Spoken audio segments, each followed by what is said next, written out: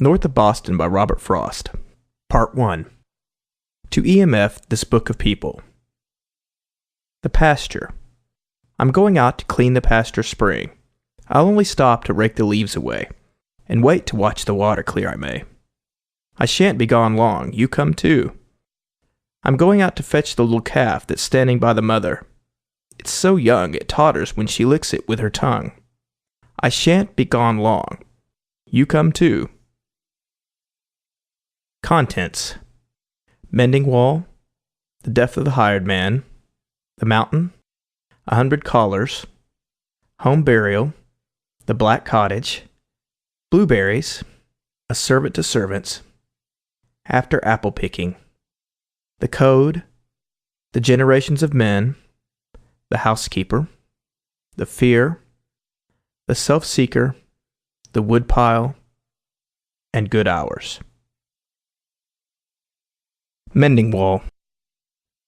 Something there is that doesn't love a wall, that sends the frozen groundswell under it, and spills the upper boulders in the sun, and makes gaps even two can pass abreast. The work of hunters is another thing. I've come after them and made repair where they have left not one stone on a stone. But they would have the rabbit out hiding to please the yelping dogs. The gaps, I mean, no one has seen them made or heard them made, but at spring mending time we find them there. I let my neighbor know beyond the hill, and on a day we meet to walk the line and set the wall between us once again. We keep the wall between us as we go. To each the boulders that have fallen to each. And some are loaves, and some are so nearly balls we have to use a spell to make them balance. Stay where you are until our backs are turned. We wear our fingers rough with handling them. Oh, just another kind of outdoor game, one on a side. It comes to little more. There, where it is, we do not need the wall. He is all pine, and I am apple orchard. My apple trees will never get across and eat the cones under his pines, I tell him. He only says, good fences make good neighbors. Spring is the mischief in me, and I wonder if I could put a notion in his head. Why do they make good neighbors? Isn't it where there are cows? But here there are no cows. Before I built a wall, I had asked to know what I was walling in or walling out, and to whom I was like to give a fence. Something there is that doesn't love a wall, that wants it down. I could say elves to him, but it's not elves exactly, and I'd rather he say it for himself. I see him there bringing a stone grasped firmly by the top in each hand, like an old stone savage armed. He moves in darkness, as it seems to me, not of woods only and the shade of trees. He will not go behind his father's saying, and he likes having thought of it so well he says it again. Good fences make good neighbors. The death of the hired man. Mary sat musing on the lamp flame at the table, waiting for Warren. When she heard his step, she ran on tiptoe down the darkened passage to meet him in the doorway with the news and put him on his guard. Silas is back. She pushed him outward with her through the door and shut it after her. Be kind, she said. She took the market things from Warren's arms and set them on the porch, then drew him down to sit beside her on the wooden steps. When was I anything but kind to him? But I'll not have the fellow back, he said. I told him so last hang, didn't I? If he left then, I said, that ended it.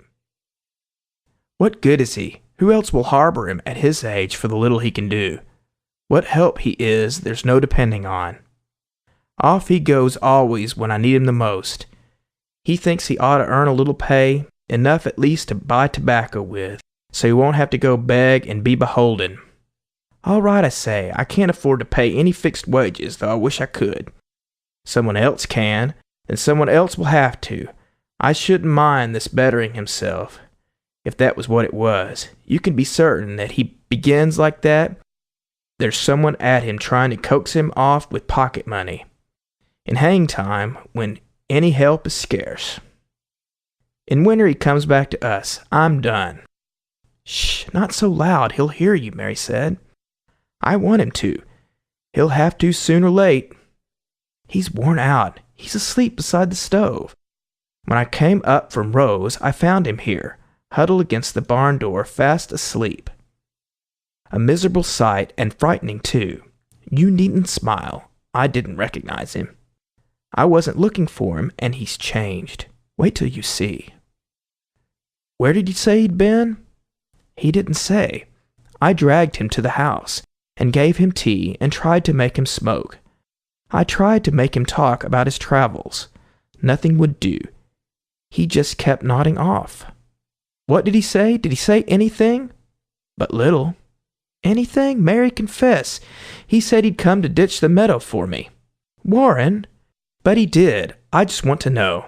Of course he did.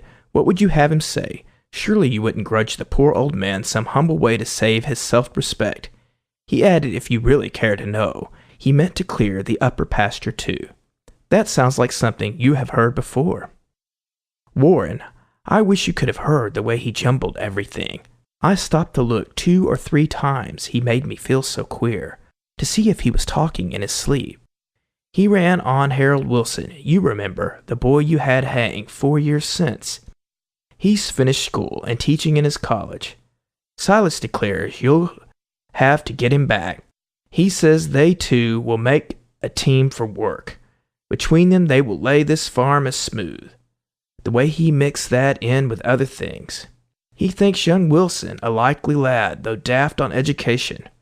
You know how they fought all through July under the blazing sun, Silas up on the cart to build the load on, Harold along beside to pitch it on. Yes, I took care to keep well out of earshot. Will those days trouble Silas like a dream? You wouldn't think they would. How some things linger.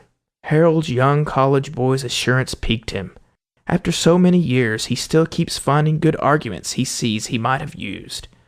I sympathize. I know just how he feels to think of the right things to say too late. Harold's associated in his mind with Latin. He asked me what I thought of Harold saying he studied Latin like violin because he liked it. That an argument?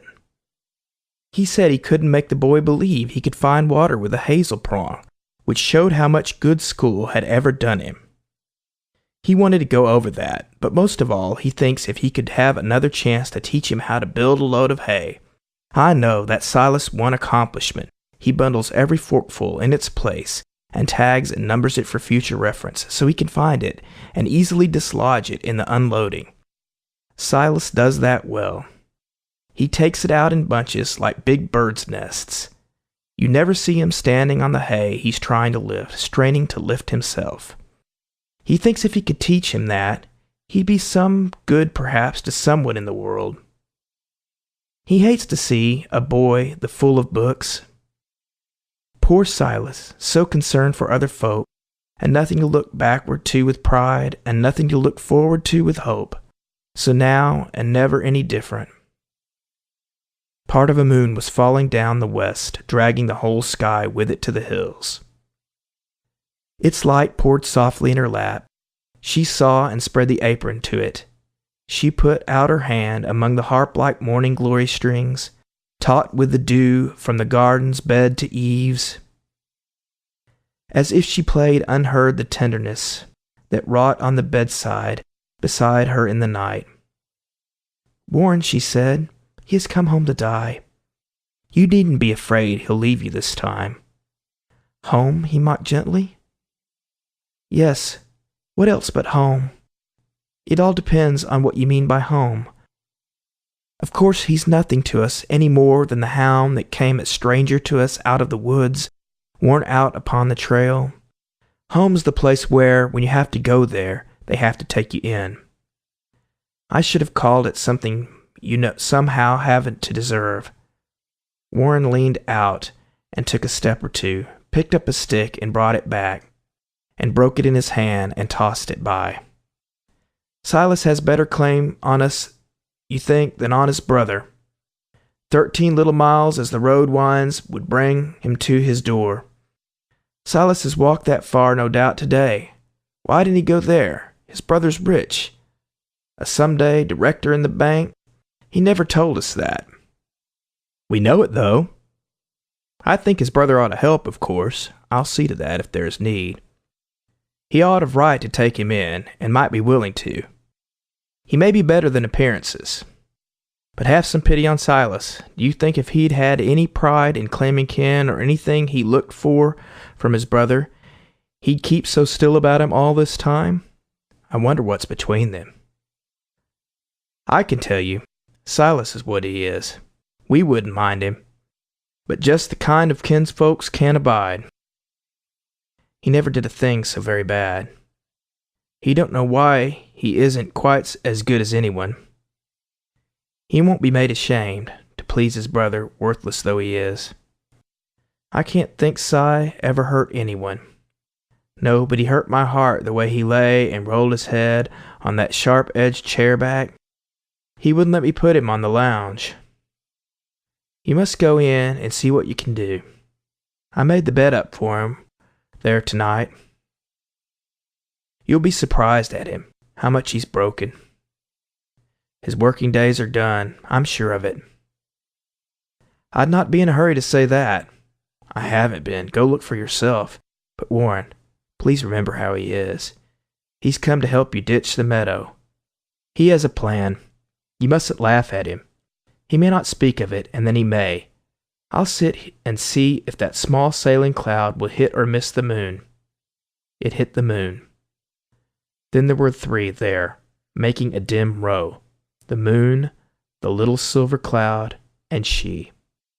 Warren returned, too soon it seemed to her, slipped to her side, caught up her hand, and waited. Warren? She questioned.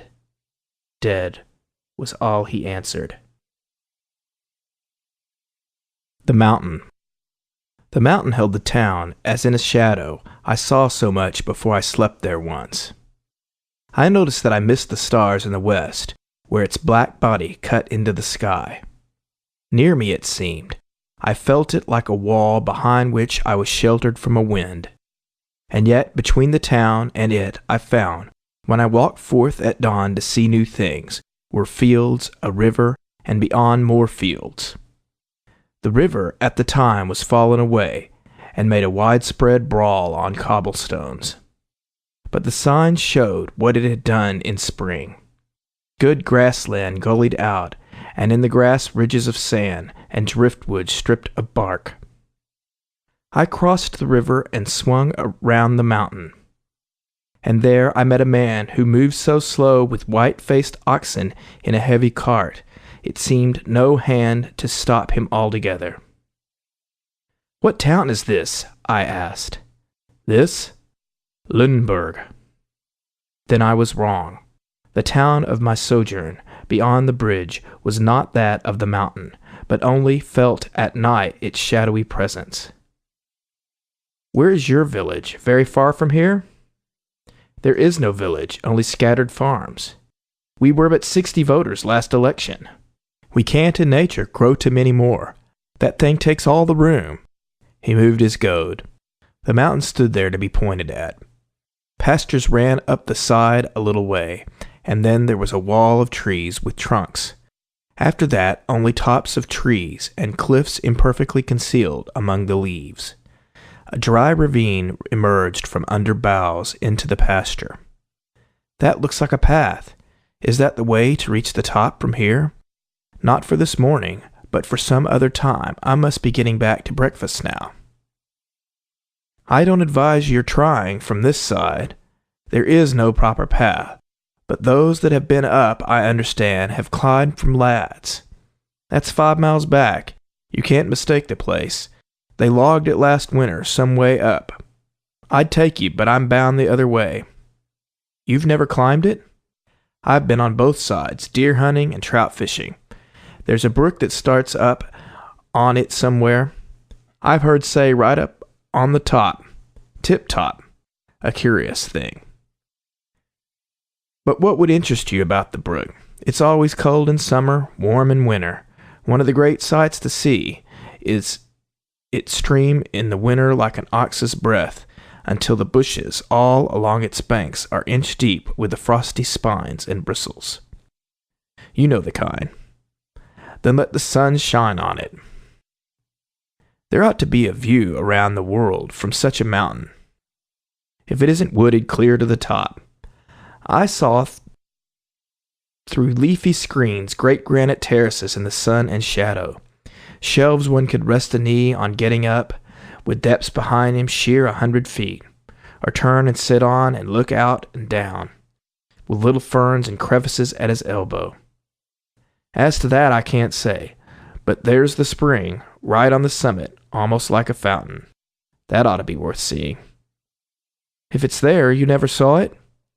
I guess there's no doubt about its being there. I never saw it. It may be right on the very top. It wouldn't have to be a long way down to have some head of water from above, and a good distance down might not be noticed by anyone who'd come a long way up.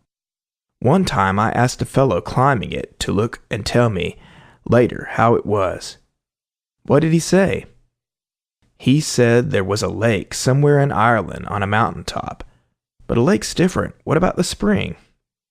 He never got up high enough to see. That's why I don't advise your trying this side. He tried this side.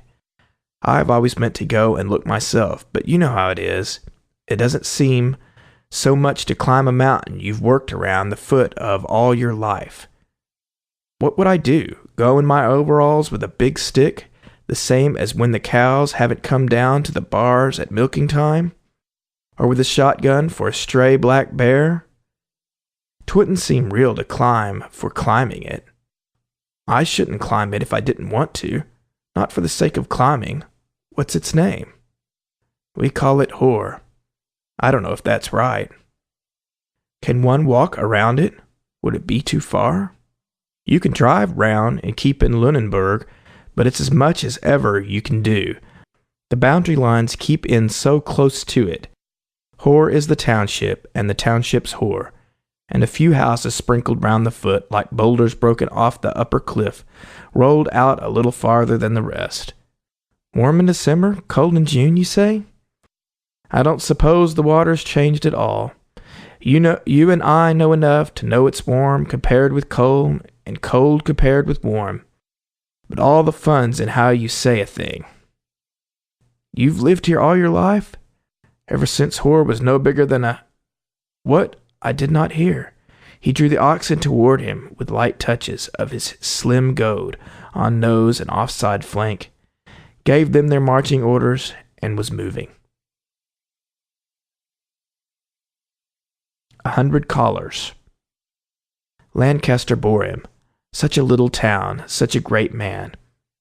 It doesn't see him often of late years, though he keeps the old homestead and sends the children down there with their mother to run wild in the summer, a little wild.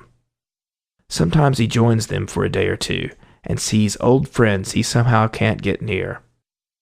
They meet him in the general store at night, preoccupied with formidable mail, rifling a printed letter as he talks.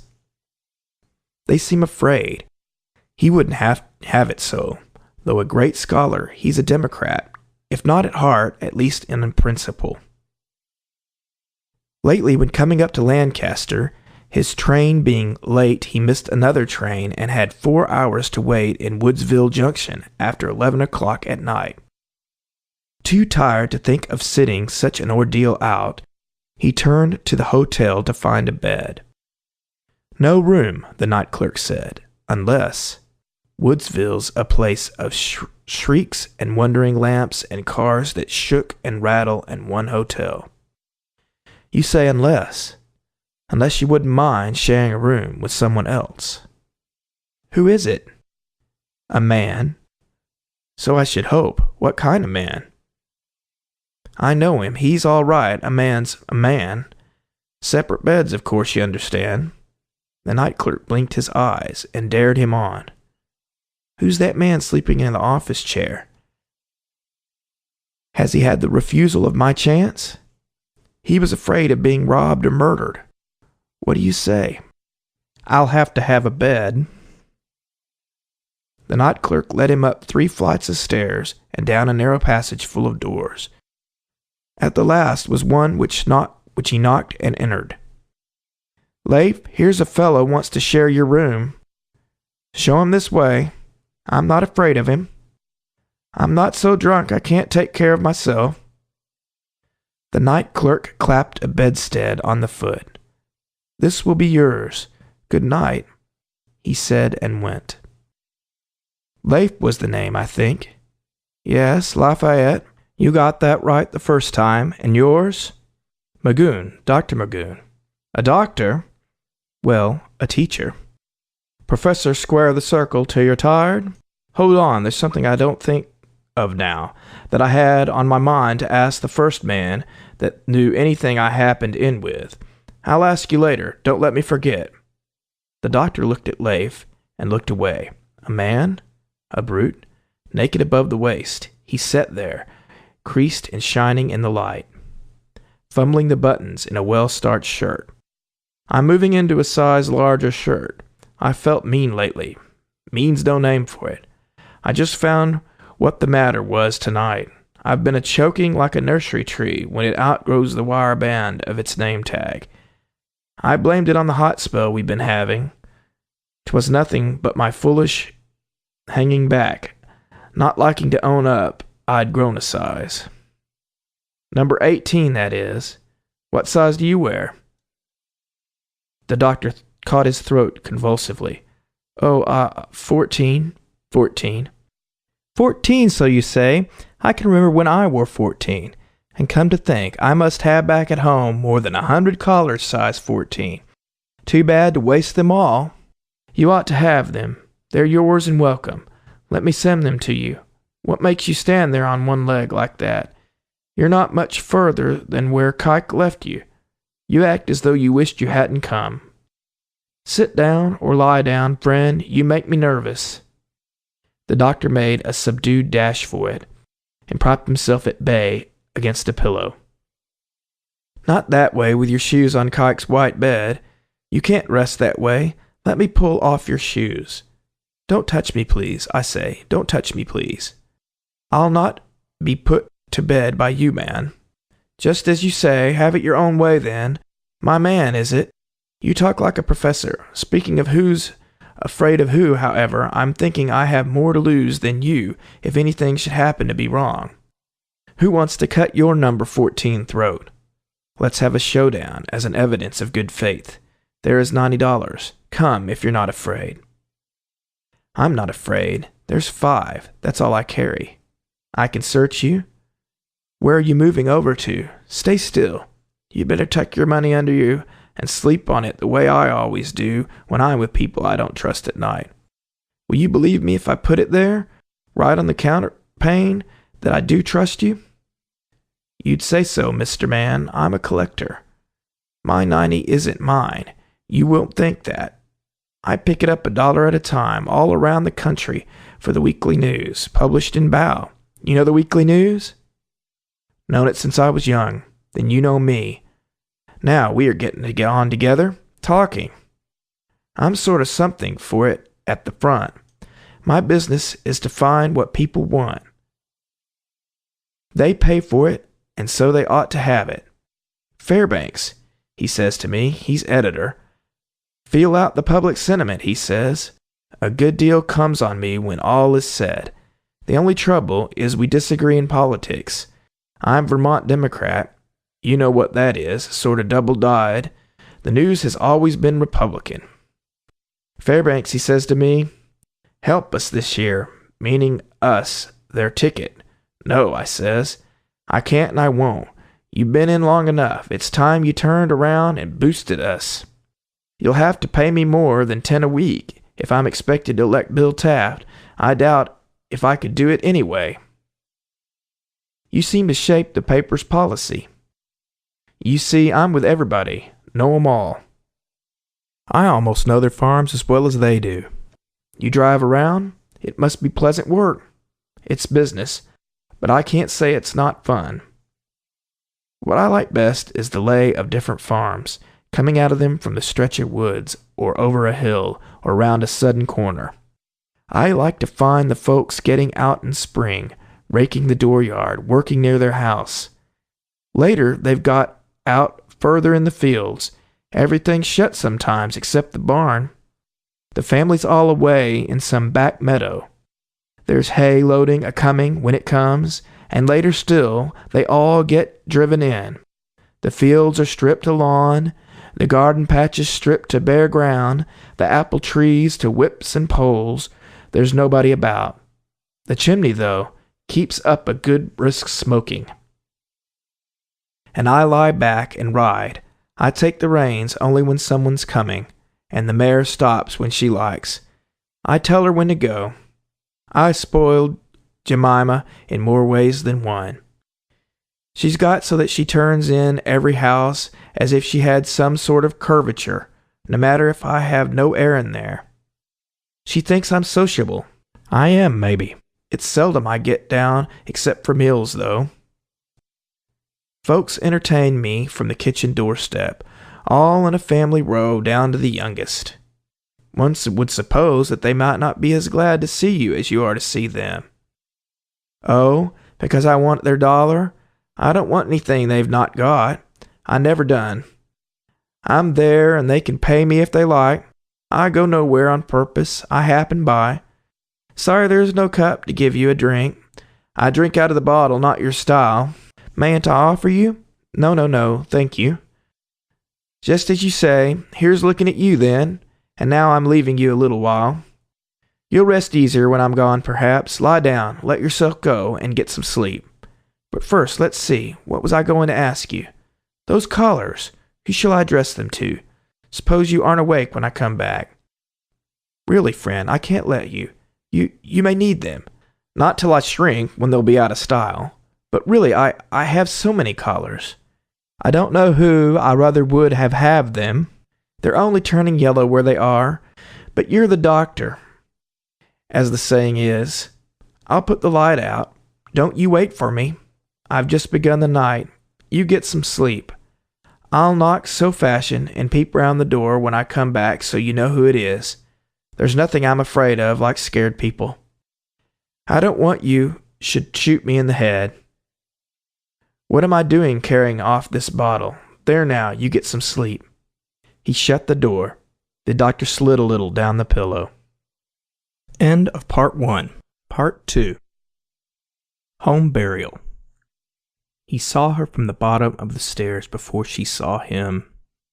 She was starting down, looking back over her shoulder at some fear.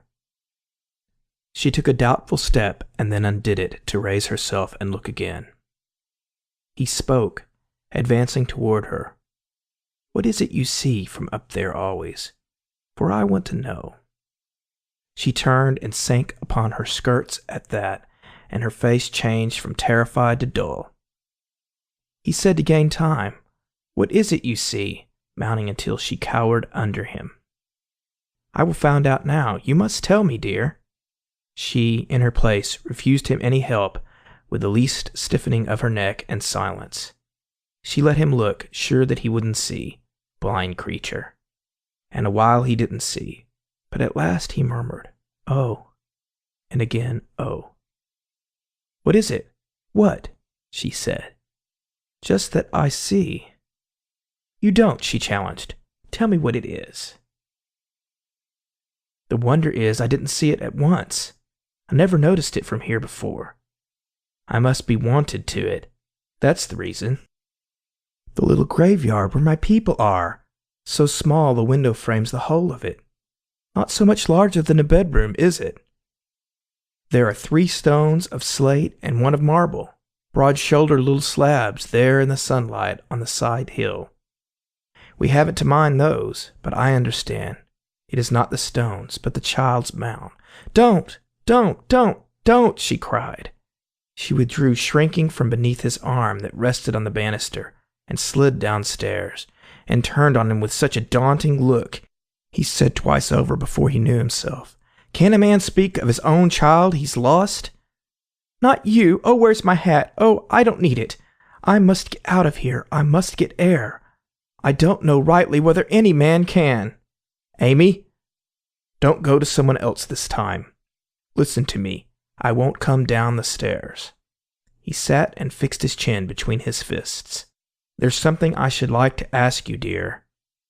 You don't know how to ask it. Help me then. Her fingers moved the latch for all reply. My words are nearly always an offense. I don't know how to speak of anything so as to please you, but I might be taught, I should suppose. I can't say I see how. A man must partly give up being a man with womenfolk. We could have some arrangement by which I bind myself to keep hands off anything special you're a mind to name, though I don't like such things twixt those that love. Two that don't love each other can't live together without them, but two that do can't live together with them. She moved the latch a little.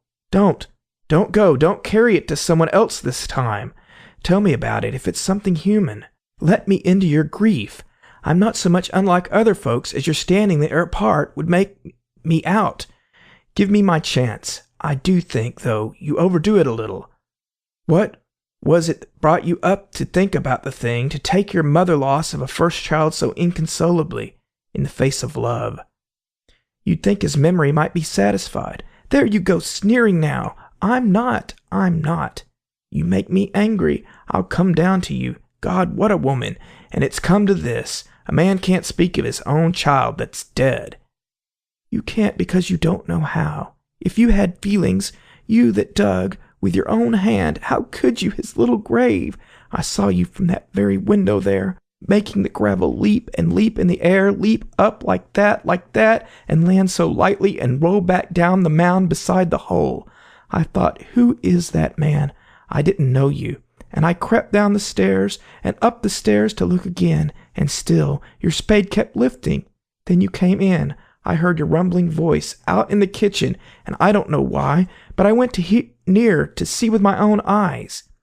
You could sit there with the stains on your shoes of the fresh earth from your own baby's grave and talk about your everyday concerns.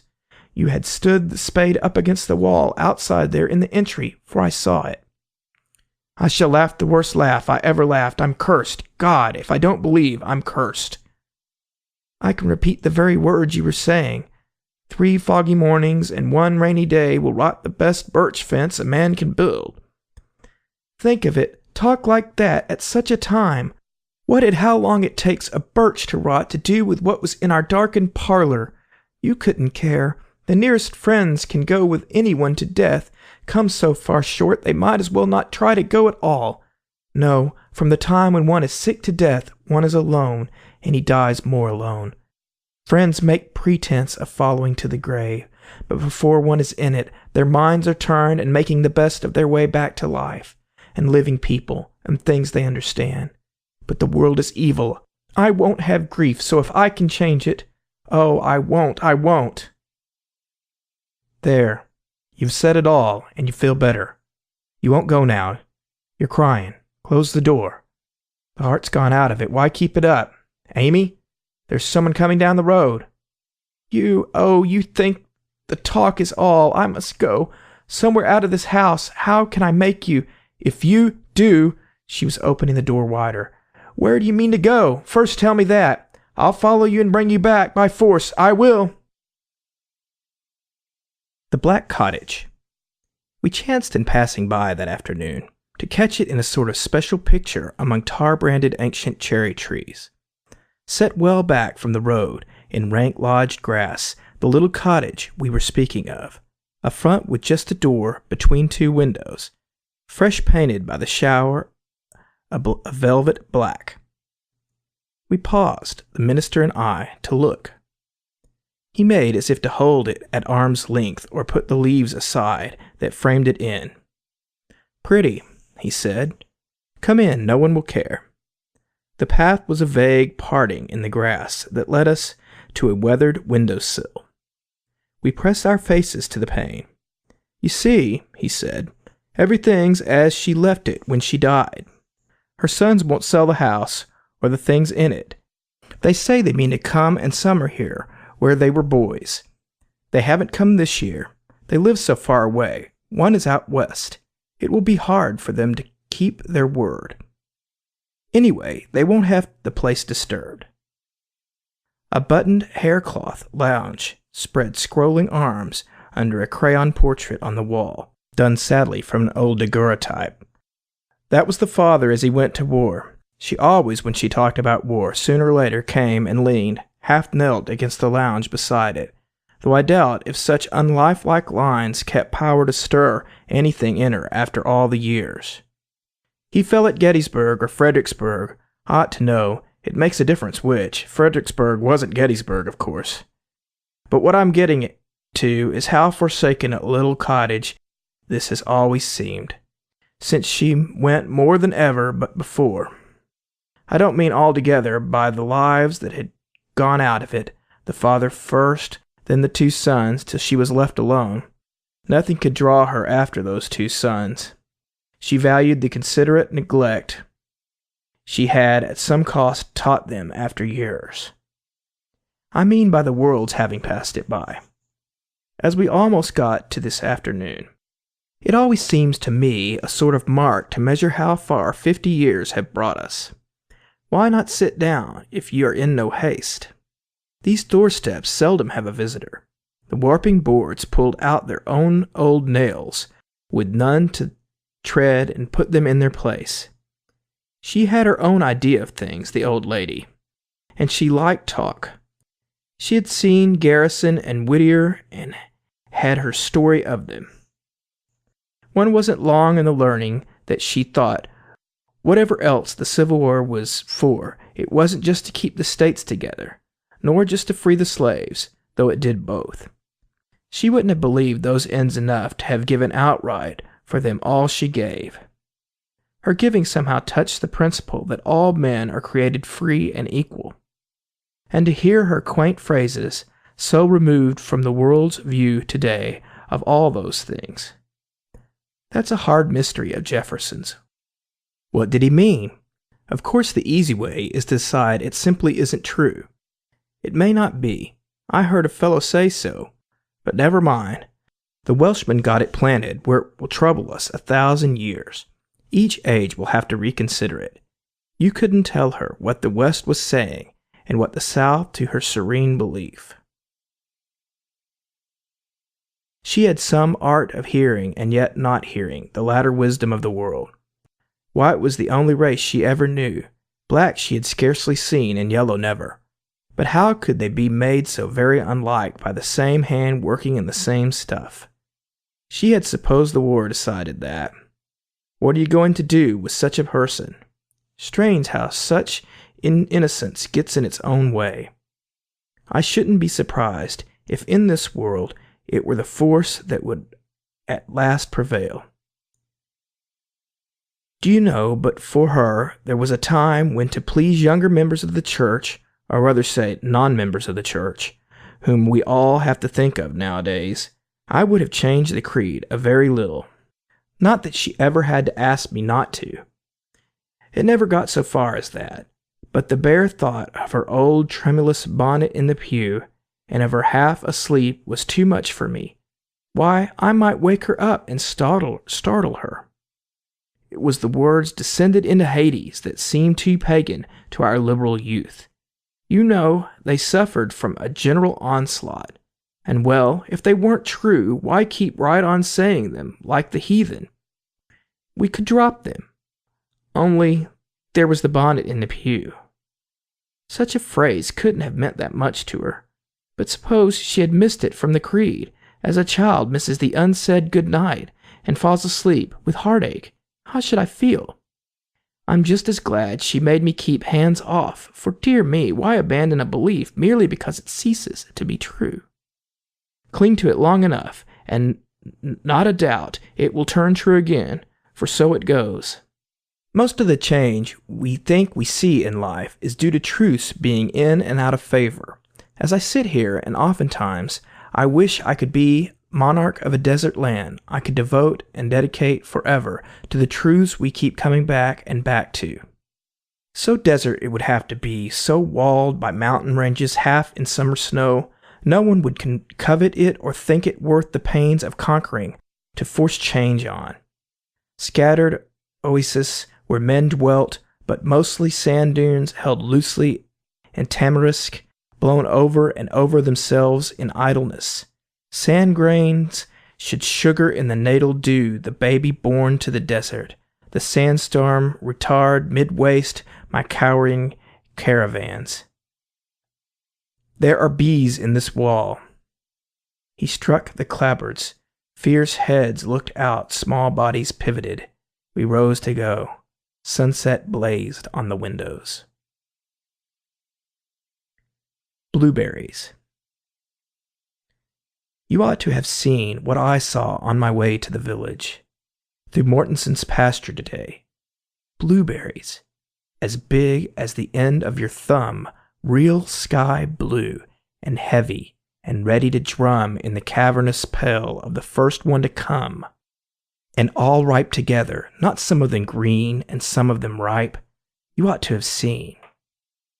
I don't know what part of the pasture you mean. You know, where they cut off the woods. Let me see, it was 2 years ago, or no, can it be no longer than that? And the following fall the fire ran and burned it all up but the wall. Why, there hasn't been time for the bushes to grow. That's always the way with the blueberries, though. There may not have been the ghost of a sign of them anywhere under the shade of the pine. But get the pine out of the way, you may burn the pasture all over until the fern or grass blade is left.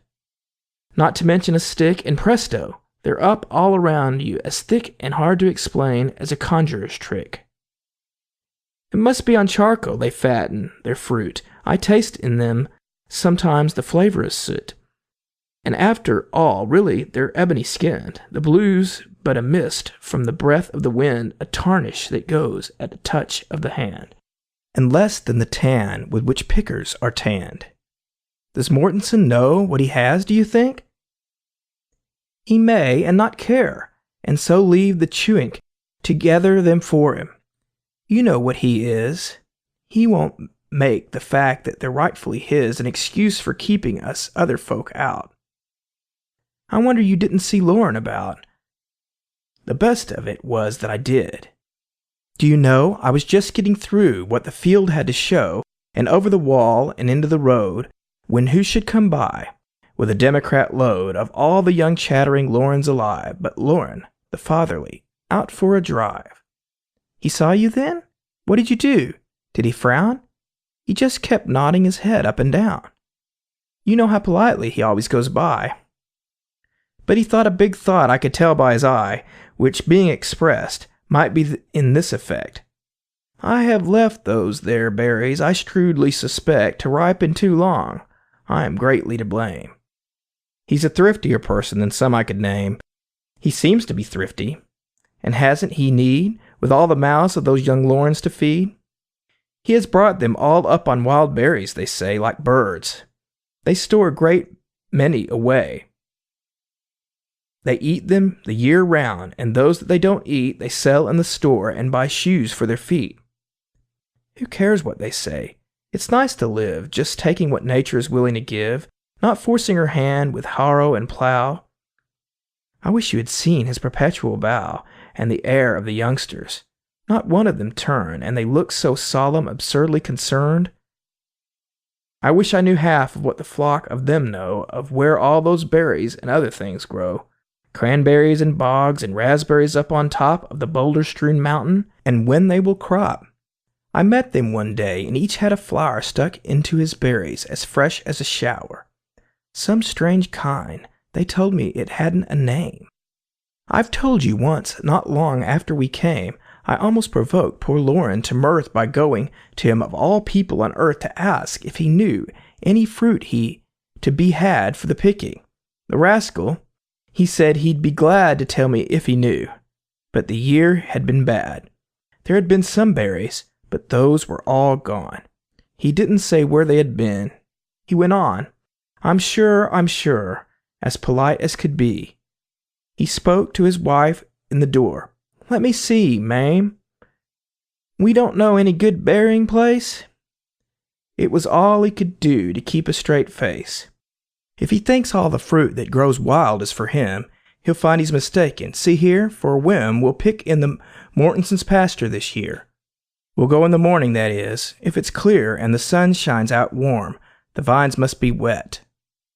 It's so long since I picked, I almost forget how we used to pick berries. We took one look round, then sank out of sight like trolls underground, and saw nothing more of each other or heard, unless when you said I was keeping a bird away from its nest, and I said, "It was you." Well, one of us is. For complaining, it flew around and around us.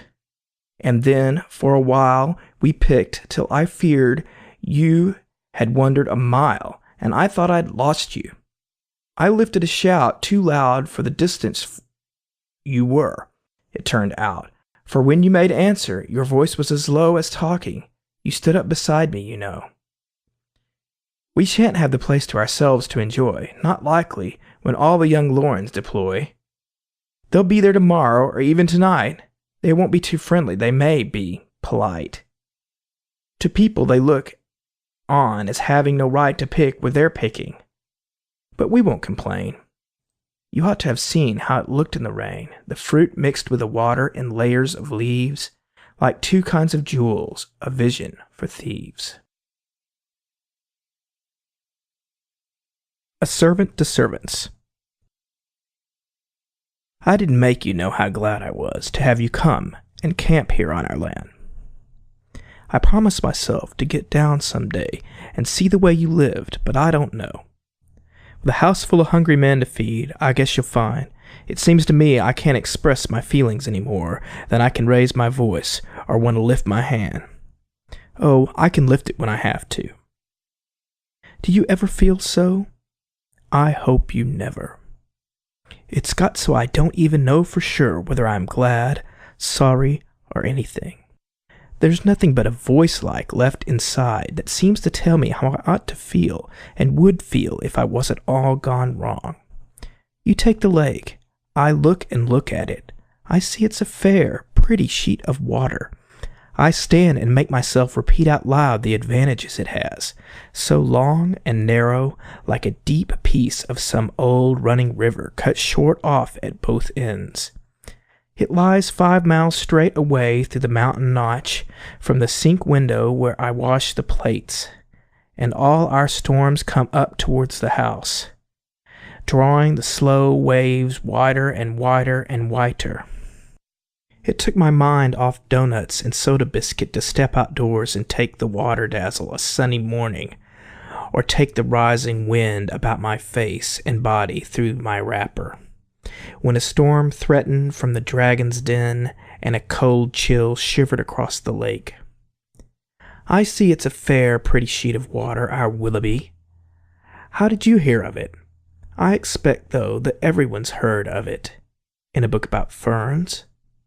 Listen to that. You let things more like feathers regulate your going and coming. And you like it here? I can see how you might.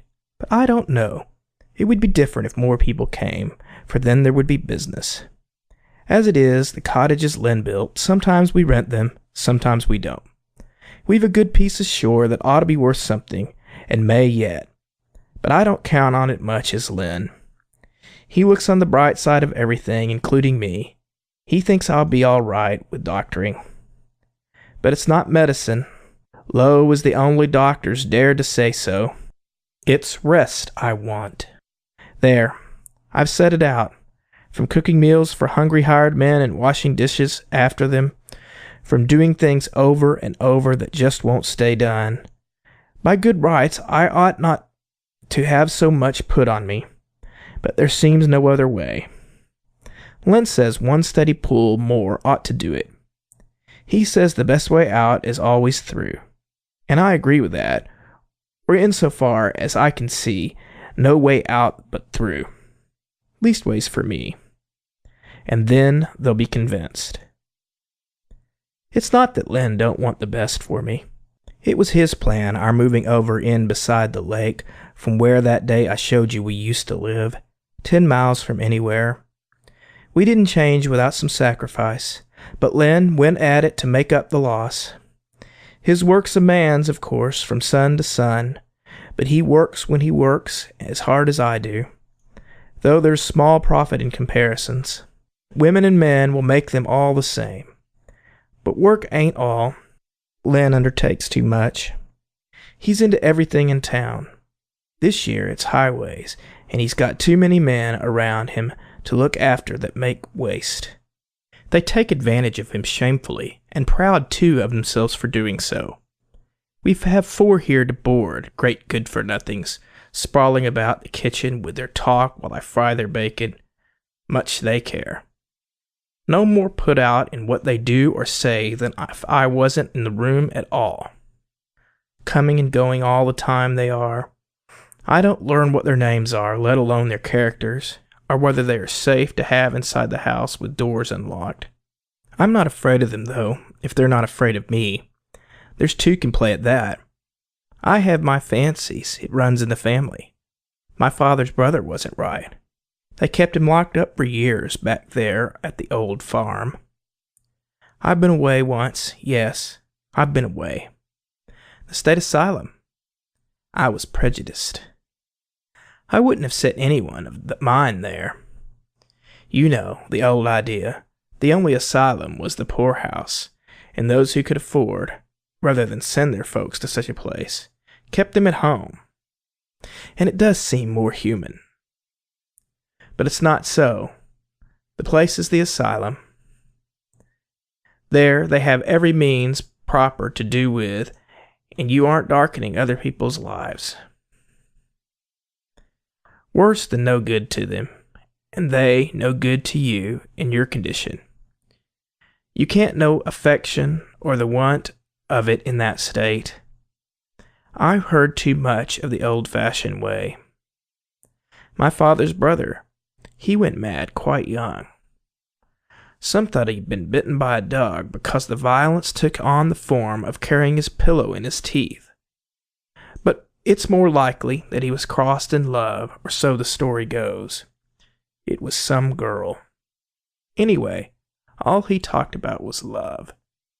They soon saw he would do someone a mischief if he wasn't kept strict watch of, and it ended in father's building him a sort of cage, or room within a room, of hickory poles, like stanchions in the barn, from floor to ceiling, a narrow passage all the way around. Anything they put in for furniture, he'd tear to pieces, even a bed to lie on. So they made a place comfortable with straw, like a beast stall, to ease their consciences. Of course they had to feed him without dishes. They tried to keep him clothed, but he paraded with his clothes on his arm, all of his clothes. Cruel, it sounds. I suppose they did the best they knew, and just when he was at the height, father and mother married, and mother came, a bride, to help take care of such a creature, and accommodate her young life to his. That was what marrying father meant to her. She had to lie and hear love things made dreadful by his shouts in the night. He'd shout and shout until the strength was shouted out of him, and his voice died down slowly from exhaustion. He'd pull his bars apart like bow and bowstring, and let them go and make them twang until his hands had worn them smooth as an ox bow. And then he'd crow as if he thought that child's play the only fun he had. I've heard them say, though, they found a way to put a stop to it. He was before my time. I never saw him. But the pen stayed exactly as it was there in the upper chamber in the L, a sort of catch-all full of attic clutter. I often think of the smooth hickory bars. It got so I would say, you know, half fooling, it's time I took my turn upstairs in jail. Just as you will till it becomes a habit. No wonder I was glad to get away. Mind you, I waited till Len said the word. I didn't want the blame if things went wrong. I was glad, though, no end, when he moved out, and I looked to be happy, and I was, as I said, for a while. But I don't know. Somehow the change wore out like a prescription. And there's more to it than just widow views and living by a lake. I'm past such help. Unless Len took the notion, which he won't, and I won't ask him. It's not sure enough. I suppose I've got to go the road I'm going. Other folks have to, and why shouldn't I? I almost think if I could do like you, drop everything and live out on the ground. But it might be. Come night, I shouldn't like it, or a long rain. I should soon get enough, and be glad of a good roof overhead. I've lain awake thinking of you, I'll warrant, more than you have yourself some of these nights. The wonder was the tents weren't snatched away from over you as you lay in your beds. I haven't courage for a risk like that. Bless you, of course, you're keeping me from work, but the thing of it is I need to be kept. There's work enough to do. There's always that. But behind's behind. The worst you can do is set me back a little more behind. I shan't catch up in this world anyway. I'd rather you not go unless you must. End of Part 2.